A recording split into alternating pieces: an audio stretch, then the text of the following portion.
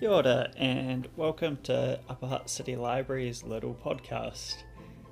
Got something special for you today. We've got Kat Connor, who's a local author. She's going to talk to us about her newest book. Enjoy.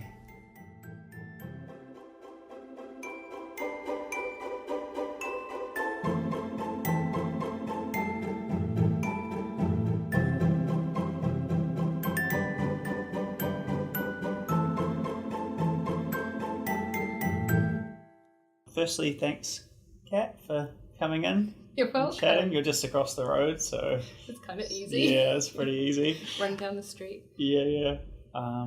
Still slightly late, so take note, listener. I know. Right? I had a customer. Come on, I sold 4 books, not 3 books. You're here because you have a book launch in the library in about a month, a bit more than a month.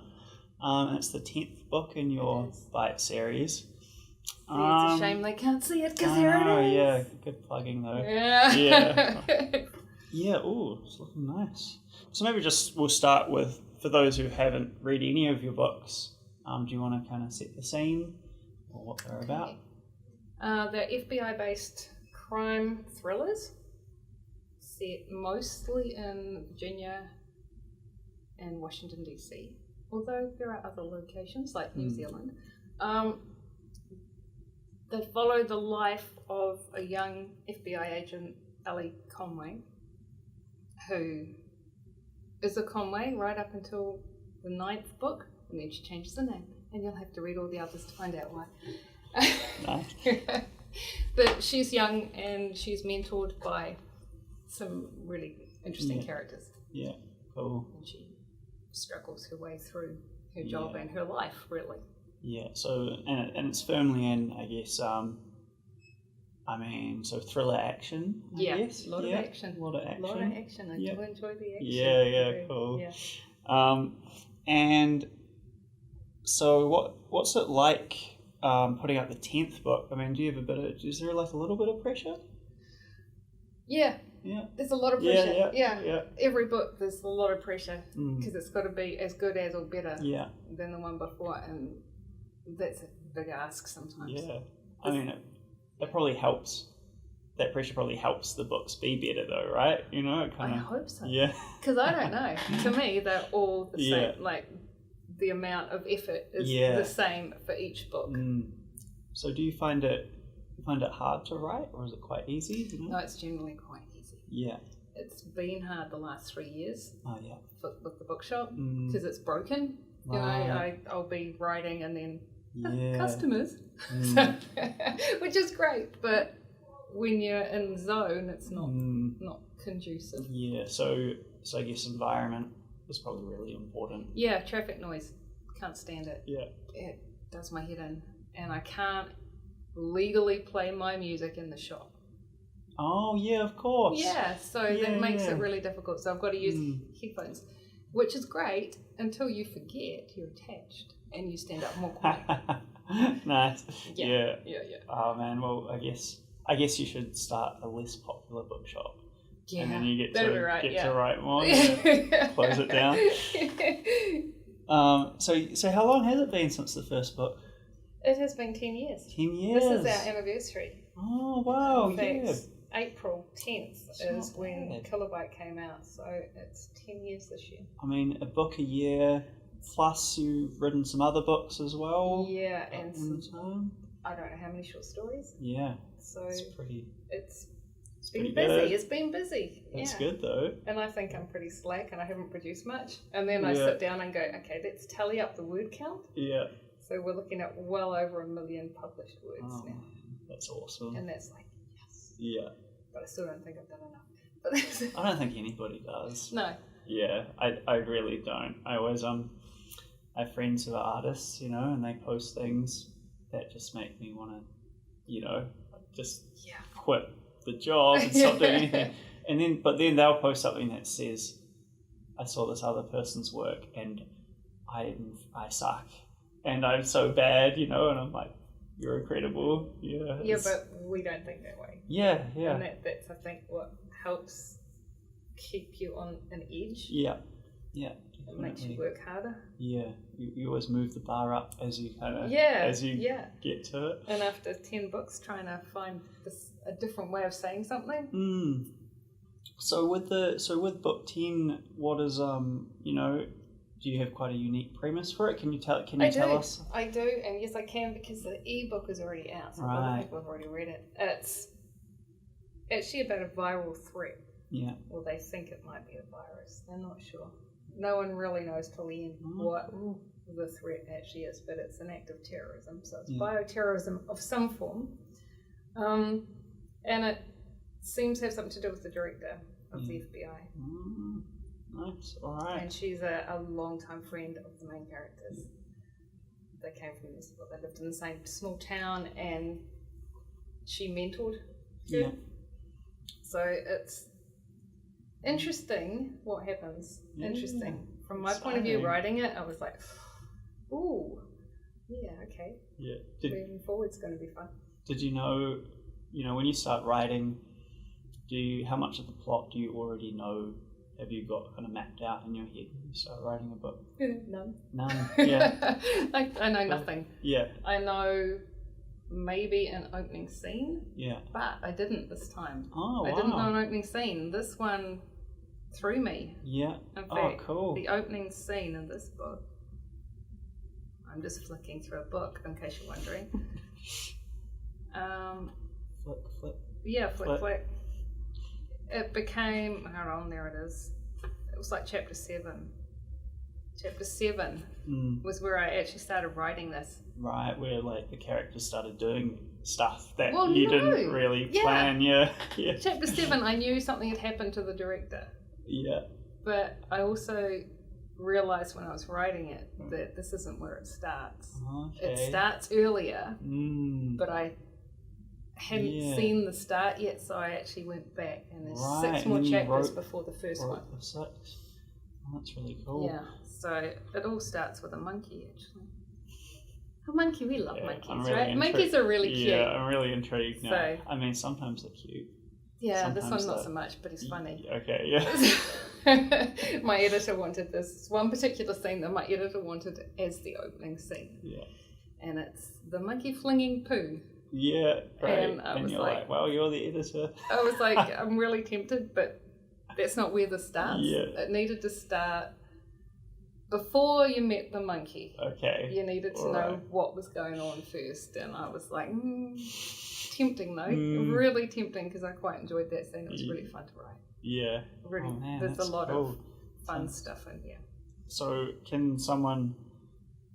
does it bother you if someone just picks up book 10 at the book launch and just goes for it? You can do that because I've done something really nice for all my lovely readers, and I've introduced the characters in a really sneaky way in chapter 2. So as long as you can get to chapter 2, you will find out who everybody is. That's awesome. Yeah. They do a speech, a talk at Quantico. So they go and talk to young agents, and that was my way of introducing the entire team. Have you felt the need to do that with every book, Cause... I usually say to everyone as at some point in the first few chapters, just so that people can pick it up. Yeah, that's really... But what you don't get is the backstory. Yeah. So you can. There's absolutely no reason why you can't pick up any of the books and read them. I don't know if 10 is the best place to start, because you're going to miss something really vital. But you could. You could do it and then go back and go, because you're going to want to go back if you read 10 and to find out what happened to this particular person. Cool. Yeah. So I've got them all at the library, so... Yes, you do, don't you? Yep. Come in and issue them, or get them next door. Yes, from Writers Club Bookshop. Support your local authors and grab a copy. Absolutely. And, do you sell a lot on Amazon as well? My books are not on Amazon. Oh, okay. No, I know, because my publisher closed. Yeah, that's right. Yeah. So late last year, my publisher closed. They had them up on Amazon. Yeah, so they've all got to be reformatted. So the only ones that you can actually get on Amazon are this one, the last four in Kindle on Amazon, but not the paperbacks. You have to buy those from Writers Club. Right. We've pulled them and they won't be going back. Yeah, so why is that? Because I make nothing. Right, the if margins they're on are Amazon, just, and I get tired of third-party sellers who have put huge markups on my work, and I don't know how they do that, because how do they get my files to print my work? yeah. How's that happening? Amazon is bent. Oh, that's crazy. And it's ripping authors off, so Yeah. I'm distancing myself. Yeah. So paperbacks are only available through our shop, which is fine because we've got online sales. You can buy them from anywhere in the world. Yeah. It's just that I want control. Oh, yeah, fair enough. Yeah. And but ebooks is a little bit different with Amazon, right? It's just a bit easier, right? Do you know what they do to authors though? What do they do? They charge a delivery fee Right. on an ebook. Yeah. An ebook. Yeah. Really? I kind of complained about this previously. I was talking to Gail because, with ebooks they try to copy the monetization of physical books a lot. Yeah. So the library buys, it's one book, one user. Each book we buy ebook can only be out once. Yeah. You know, and then you got to put holds on it, or we have to buy multiple copies of the ebook. It's rude. It's crazy. The best way to do it is to buy through Smashwords. Oh yeah. And they do all the formats. If the author wants all the formats, they're all there. They're all beautiful. Yeah. But there's none of the Amazon restrictions. So you can download multiple formats of the same book for one price. Yeah. And you've got your books on there? All my books are on Smashwords. Cool. Yeah, so that's where to go. Yeah, it's the best place to go. I mean, they pushed Apple and Kobo and Overdrive and everyone else. So it's just a really good format. I was always under the impression that Amazon, I guess their business isn't great, but is it true that they've kind of created a bit of an international audience for like more niche writers? I just feel like I see a lot of reviews and people kind of reading stuff that's maybe not found in the bigger bookshops and fan fiction and stuff like that. Fan fiction, yeah, I'd say so. But you can also find that on Smashwords. Right. It's, I don't know, Amazon's got its claws into things that it has no business being right, in. yeah. And it's trying to control the market in a way that upsets me as a Kiwi. Yeah. Because I'm not paying shipping from America. That's ridiculous. And the carbon miles and all the rest of it, it's completely ridiculous. Yeah, totally. For us, I think, it's a waste of time. Yeah, no, it's And then they bought out Book Depository. Oh, did they? Yeah, they did. Oh, okay. So that used to be an option for Kiwis because you didn't have to pay the postage, right? Yeah. Pay a couple of dollars more, no postage. But Amazon have bought that now. Yeah. So they're just holding everything. Oh yeah, that's definitely their goal. I mean, overthrow the world. I think so. We're going kind of off topic. Yeah. I did hear recently. Bear with us. That in the States, it's like half of people don't really use Google anymore. 60 or 70% of people go straight to Amazon and just put the search in.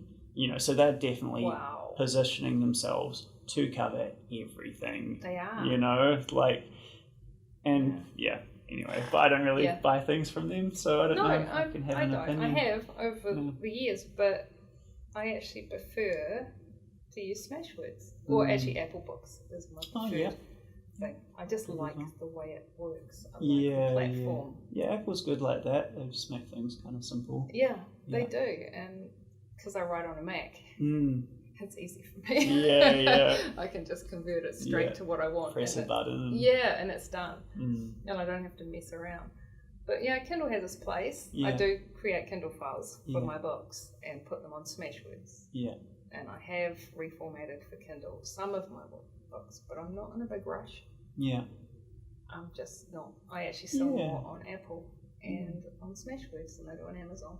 Oh, well, that's great. Yeah. That's really cool. Yeah, it's just friendlier too. And you know what? They pay on time. They don't make you sit around for months. Oh, that's so strange. Yeah. Yeah, but I guess... Amazon doesn't pay authors very well at all, and they won't pay overseas to PayPal or anything. Yeah. You've got to have an American bank account or a check. Yeah. Try cashing a check for $3 in New Zealand. It's going to cost you $20. Yeah. I did... Yeah, they charge $1 to cash a check, don't they? They did it Except if it's overseas currency. Oh. Yeah, then it's really expensive. Yeah, right. Well, I was still already not happy with the $1 fee. Yeah, I know. So my dad paid me in a check once for some work I did for him. It's like, Dad, No, never. I know. I understand that so well. I've got a checkbook somewhere. Yeah. I don't know. I've had it for about 15 years and it's somewhere. Yeah. Try not to use those things. It's just not right. But no, I much prefer not to deal with Amazon. So, I know I probably have to. I just don't want to. Oh, well, yeah, I mean, I don't think you have to. I mean, it seems like, is this whole kind of thing part of the reason why you started the bookshop? Yes, it is one of the reasons we started the bookshop. Because getting Kiwi books on shelves in New Zealand is really, really hard. Yeah. Especially if anyone's printing through Create Space, Right. which was part of Amazon. It's now called KDP. They've changed their model and they're printing out of the same place they do their Kindle stuff. But the postage is ridiculous. Sure, the books are printed cheap. Yeah. They really are. And sometimes they are cheap when you see them and you're not that impressed with the way the covers curl and whatnot. But it's hard to get them in bookshops. Yeah.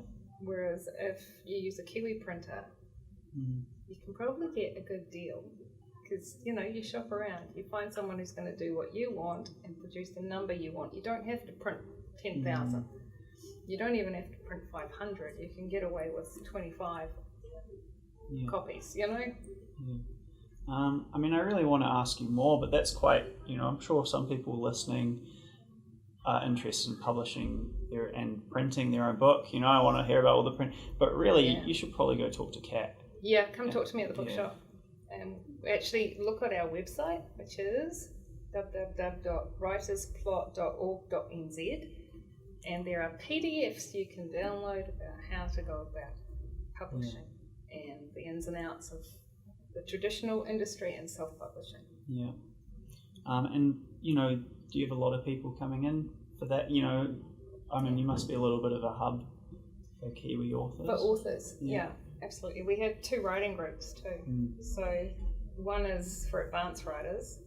By advanced, sounds elitist. Yeah. We're actually called Tequila Mockingbirds, and we're all published. Yeah. So we're all published authors. We're not still writing. We're not going to be writing, that same book in 10 years. We've actually done it. And we talk more about the marketing and the publishing and the printing and beta reading, proofreading, editors. We've actually got a really good editor who's part of the group. Oh. And then there's another group for writers who are just starting out or maybe working on their first novel, and that's a whole different kind of approach. That's people who need help with different things. So in terms of marketing, which is just relevant to my interests and promotion and stuff, how do you get the word out? I mean, I know it's hard. It's hard. Yeah. At the moment, we're trialing a whole bunch of different things. We tried a Twitter ad just recently, and that's when I found out that my ad was apparently profane. Oh, wow. No, it wasn't. It wasn't. It really wasn't. Just according to Twitter. And my whole Twitter personality, my bio was rude. No, it wasn't. Anyway, whatever. They didn't like me. So they don't like me because they sent you. They were like ad decline. Yeah, and I went, this is bullshit. Yeah. So I used the shop one. Same ad, exactly the same ad, same wording. All good, and away it went. Right. And that was our first attempt at targeted advertising through Twitter. It was interesting. I now know which areas I've targeted again and which ones I wouldn't. So I've got a list of cities in the states that are worthwhile hitting. Because it spits out so much information at the other end. You're trying to make sense of it all, but that looks quite promising. Yeah. And so we're playing with really small amounts right now. We're using $5 and $10 ads because that's the only way to figure out if it's going to work. Yeah, totally. Facebook's actually usually really good. Boosted posts on Facebook. You can do it really cheaply. You get a very wide audience because Facebook is huge. Yeah. I've not used Amazon ads, but they're in a microclimate. Yeah. Anything in Amazon is only going to people who look at Amazon. Whereas if everything on Facebook, you can choose the world if you want to. Yeah. So you've got a couple of billion people to play with. So that's kind of fun. At the moment, I've actually got a boosted post running. I think it's running 4 days. Primarily because all of my series, the whole series, even the new one, are on sale on Smashwords, but Smashwords only. So you can't get them from Amazon. You have to go to Smashwords. So if you go to Smashwords and you look them up, they're on sale till the 19th of February. Cool. And it's 50% off all of them. So that's a big sale. So I'm running an ad at the moment just to let people know. And I've really targeted like particular cities. Yeah, that's so interesting. Just where they... Like Portland, Oregon. Why not? Yeah. Because they can. Just to see what happens if I target cities, not just countries. Yeah. Yeah, that's really... I mean, I guess I'm unfortunately really busy, but whenever I go into those stats, man, you can just go so deep. You can. It's crazy. You just can really setting optimize. them up, it's crazy. Yeah. Just go to such a level of detail. You're ticking, like I chose 21 things that these people could like. Yeah. And I could have kept going. And I was like, I've run out of time here. You know, I can't sit here all day choosing categories and narrowing my field. I just went, let's go for 21 and keep it as broad as we can. But not too broad because then you lose impact. So yeah. I mean, the library is reasonably straightforward. We tend to target maybe the age group that an event is aimed at, and then I'll set it to Upper Hutt. And then because we really try to hit everyone, that's it.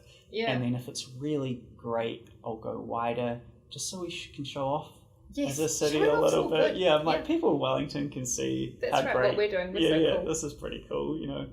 Hey, Wellington Library. Yeah, look what we're doing. Yeah.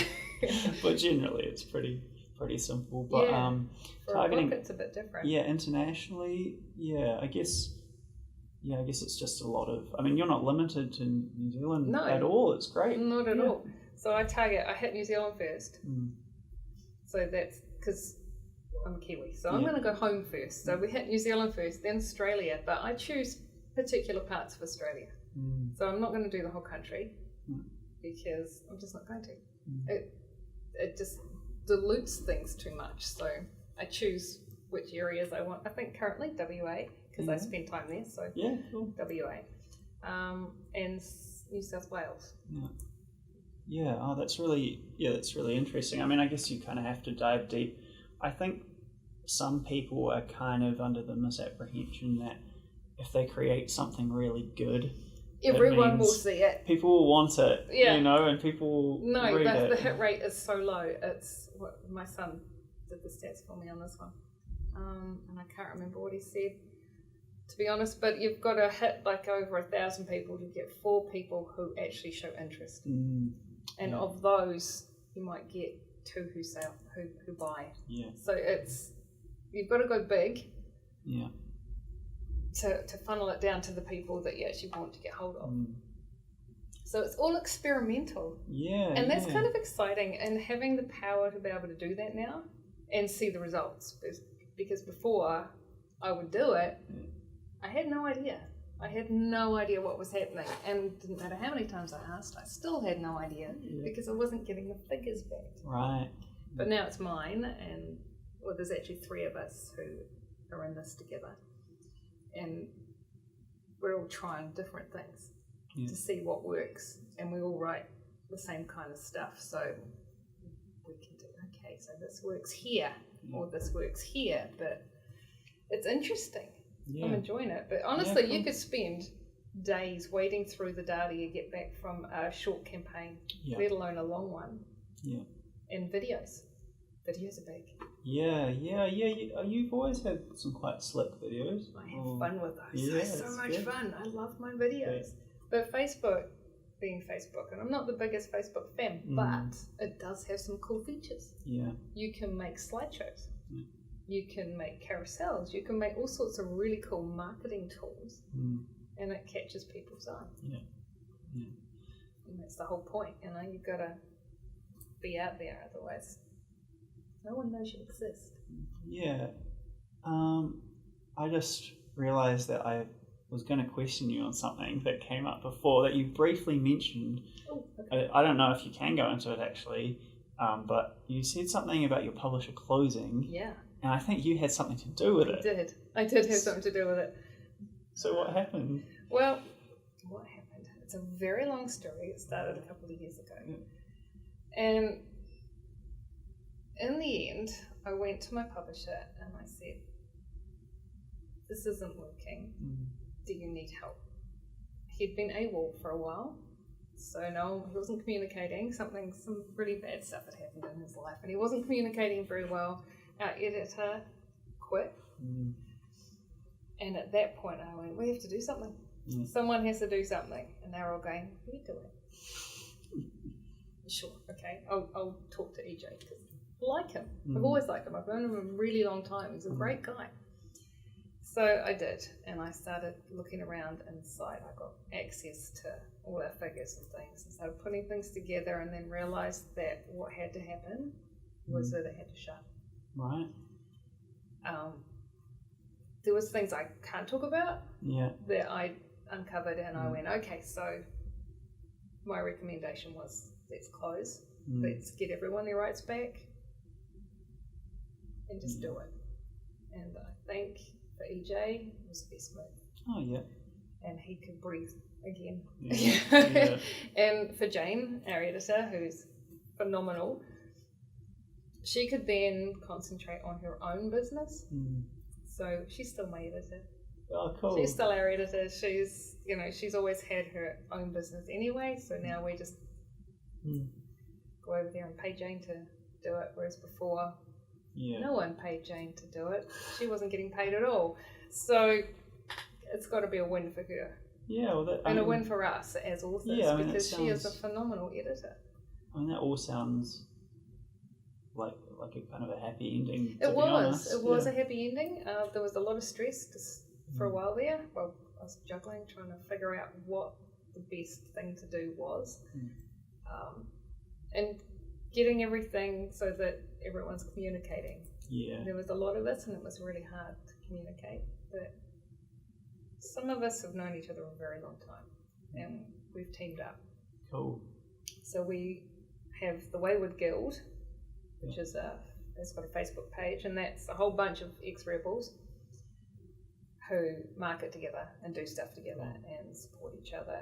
And then we've created 9mm Press, which is at the moment 3 of us, but I have it on good authority that another 2 are joining, and we do all the same stuff, but we have our own logo, which is really cool, and we work as a unit, so we collaborate. So that's on the new book, right? It's on the new book, 9mm Press, which is actually my gun. I took that photo. There it is. Yeah. Nice. In the pool of I've seen that. Yeah. But it's fun because we still get all the same stuff we had before. Yeah. But more, because now we're actually supporting each other. Yeah. Whereas before you kind of left alone to flop about like a dead fish, wondering what was working and what wasn't. Yeah. So we took control. Yeah. Which is exciting. Great. It's really exciting. Yeah. And I've got a new cover designer. So over my beautiful dragonfly. Yeah, it does look really nice. It does. You can't see it. Yeah. But it's gorgeous. Yeah. So my daughter, one of my older daughters, Jojo, she is a designer. So, cool. Yeah, great. Yeah, she's a graphic designer. And I said, can you do this? And she went, I don't know. So she did. So she's made this really cool pen that puts like blood cells all over everything. Cool. And everyone's going, this is the best cover yet. So exciting. Yeah.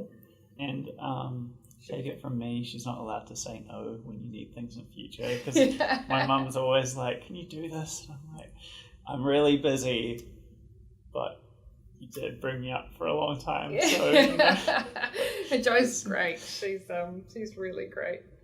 She'll do my next cover, I'm sure. Yeah. Nice. I mean, I paid her. Come on, I paid her. Yeah. But we're pretty pleased with how it turned perfect. I mean, it's just good communication again. She understands what you want, and well, she had all my covers, so we were like, it needs to sort of fit, but this is what the story's about. And this one, I wanted a white cover, which is unusual for me because all my covers are dark. Yeah, they are. But this is set in the winter, the beginning of winter, and it's cold. Yeah. and the whole premise is cold. This is like a cold book. Yeah.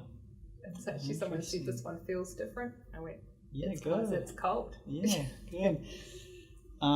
So what kind of books do you read yourself? Do you do you write like what you read, Sometimes. Yeah. I do read thrillers. I read a lot of Lee Child's. Yeah. Because the can is fast and it's fun. Yeah, and I do catch the similarity a little bit with your books there, like with that style of the style not is, not how, you know what I know mean. what you mean. Maybe the pacing. The perhaps? pacing is similar, and we actually have the same process. Okay. Which I didn't know until I found that out, and I was like, so right, when I'm reading him, I can go, oh, there's the aha moment, and he could probably do that to me as well, because we have a very, very similar process and approach to writing. So that's kind of cool. And actually, someone just likened Ellie to Jack Reacher. Yeah. They said, move over, Jack. Ellie's coming. Yeah. And I thought, we could do that. Yeah. But I read Jeffrey Deaver as well, and he's really twisted, so that's a whole different thing. Stephen King sometimes could not get through that one about the Kennedy assassination. Yeah. What is it? Slow Start or? No, the 1963 one. It's got a date. Oh, sorry, but like. Oh, because of the slow start. Yes, it is. Because Stephen King, I love him as an author, but I really like his short stories, but sometimes you get halfway through, and nothing's happened yet. It hasn't happened I yet, know. and I'm just too impatient with that. So, Thank you. That I think is what the problem is. Yeah. It's just too slow. I'm like, move it. Life's short. Get to it. Oh, but again, some of his books are great. So, they are. Absolutely. Just not all. So I read him. So I read a bit of horror. I read a lot of Kiwi authors, funnily enough. Yeah. Cool. I will actually read anything, to be honest. Like my Kindle's got the weirdest stuff on it. Yeah. I actually read a strange mystery book. I'm going to say it's strange. It was really weird. Yeah. The style grated for quite a while, but I stuck with it. And normally I ditch things, but I stuck with it, and it was quite an odd read. I just didn't like the main character. In the end, it came down to you just need a good slap. She was annoying. Do you think the author was inserting themselves a little bit, or just? I think it was the first book she'd written. Right. I think that's what it was, and I think someone should have said to her at some point, you need to button back on the amount of chocolate and Coca-Cola this person is drinking in this book. I know, that's what irked me. I'm like, are they paying you? And she should not be sucking down a Coke first thing in the morning and all the way through. Like, it's just constant. Really? Constant. That's so interesting, because usually eating, drinking, going to the bathroom is not mentioned much, Usually, a couple of times I might mention a character going to the bathroom, but only if it's significant. Yeah. Like, absolutely. Exacerbate. Ellie goes to the bathroom at Christchurch Airport. You're going to have to go read it to find out what happens, but it's pretty significant. And in Metabite, Sam goes to the bathroom. Yeah. And disappears. So right, that was important. Normally, totally. Yeah, you don't mention what they're drinking necessarily. No, that kind of unless they're on a coffee run and you want to, like, Ellie's thing is coffee. She's a coffee addict, and Kurt, her offsider, is always trying to get her off coffee and on something else. Yeah, so it's a part of it. So he's like tries all sorts of teas and weird stuff, and she's like, give me a coffee. I think you've inserted yourself a little bit. With that. Yeah, because I love coffee. Yeah, totally. I do. But I also drink tea, and Ellie hates it. Yeah. But I like it. Yeah. She's actually going to get in the 11th book, which we're currently writing. We've actually finished it, but we've had to go back to the beginning, and because I'm lazy, I finish it, then I go back and I fill in details and scenes, and I'm lazy. Yeah, and that's probably the less fun. No, it's actually more fun. Oh, yeah.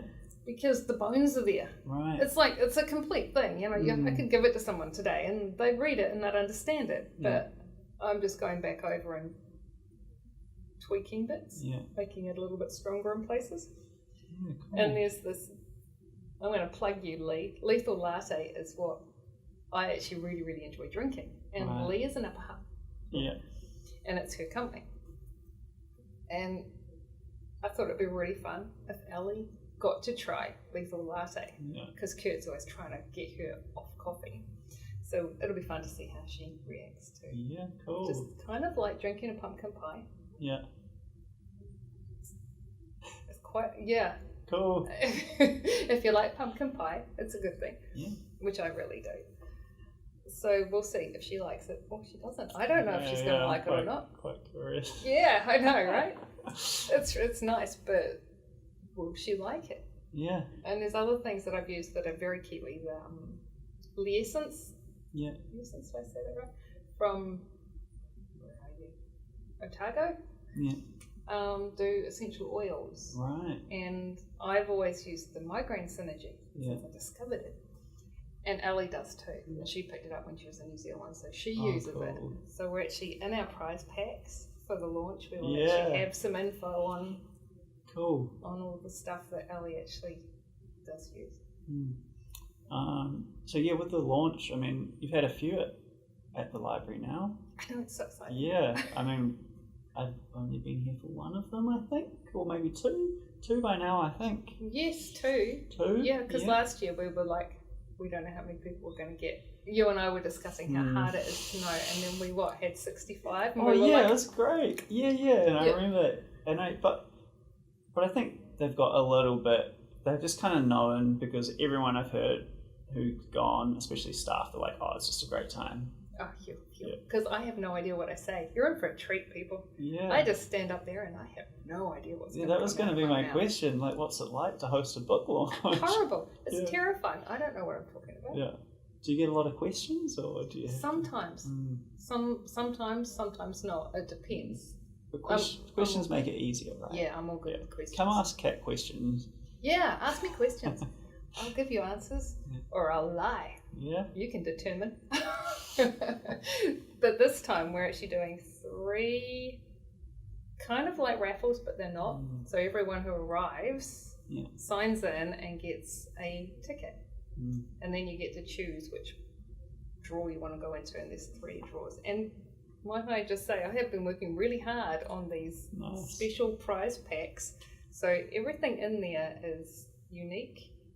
And a lot is made by me. Cool. So you get the scarves and beanies and... Yeah, you're leaving me with so many questions today. It's like to see all this stuff.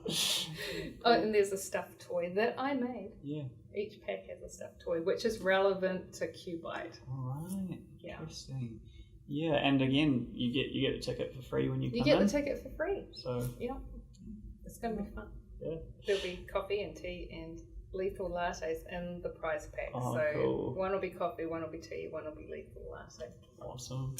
Yeah. All right. Do you have anything else that you wanted to bring up?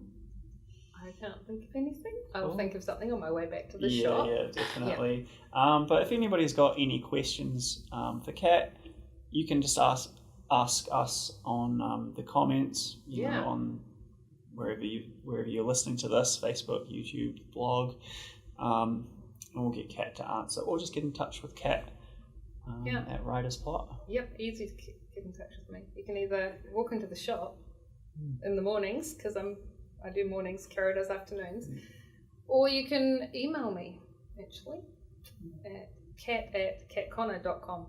Easy peasy. Yeah, really good. Just remember, there's no E. There's no E. Right. Kat Connor. Yeah.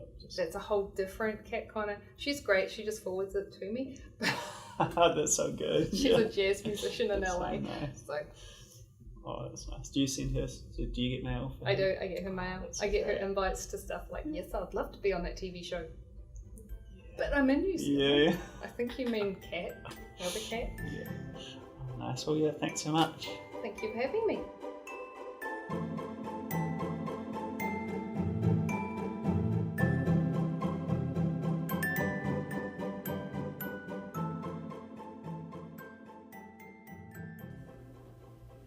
Awesome. Wasn't that great? I did tell you that we were going to go off topic, but I enjoyed it. I hope you enjoyed it. we actually keep going off topic. I've actually just cut it there. Me and Lucy got a dog recently, a greyhound, an ex-racing greyhound called Bean. And Kat has a greyhound called Romeo, and I've always seen pictures of him on her Twitter and stuff like that, so we had a little chat. I got some tips. Maybe I'll find more reasons to talk about a new dog in later episodes, but I thought I wouldn't make you listen to the whole 20 minutes of us going on about them. So yeah, tune in again next time, see who we managed to catch for that podcast.